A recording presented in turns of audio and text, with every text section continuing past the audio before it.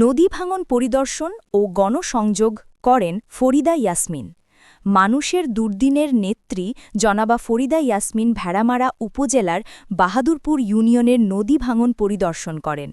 সেখানে ফসলি জমিতে গিয়ে চাষিদের সাথে তাদের দুঃখের কথাগুলো শুনেন এবং তাদের ভাঙন রোধে প্রতিশ্রুতি দেন ফরিদার ইয়াসমিন।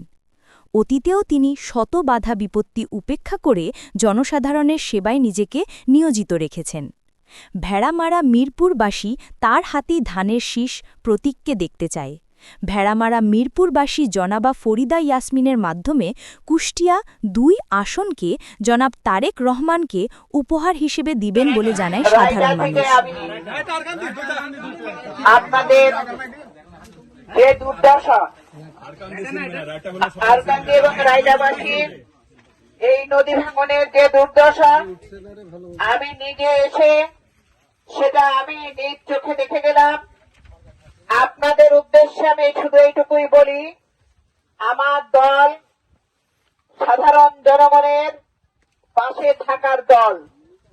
তাই আমি আমার দলের পক্ষ থেকে আমি আপনাদের কাছে এইটুকু বললাম যে আমি আপনাদের জন্য আপনাদের তালিকা নিয়ে জেলা প্রশাসকের কাছে যাব, প্রয়োজন বোধে আমি মন্ত্রণালয়ে যাব, যাতে করে আপনারা যে ক্ষতিগ্রস্ত হয়েছেন আর যেন না হয়, এইখানে যেন সেই ভাঙন রোধ করার জন্য ব্যবস্থা না হয় অতীব দ্রুত, সেই জন্য আমি যতটুক বেরানো যতটুক হাঁটার আমি ইনশাল্লাহ হাঁটবো। আমি আপনাদের পাশে আছি। আমি অবশ্যই আপনাদের জন্য আমি কাজ করতে চাই। আপনারা আগামী নির্বাচনে ধানের শীষকে ভোট দিয়ে জয়যুক্ত করবেন ইনশাল্লাহ। আপনার পাশে আমাদের দল আমাদের সরকার কাজ করবে। আমি এইটুকু অন্তত বলতে পারি।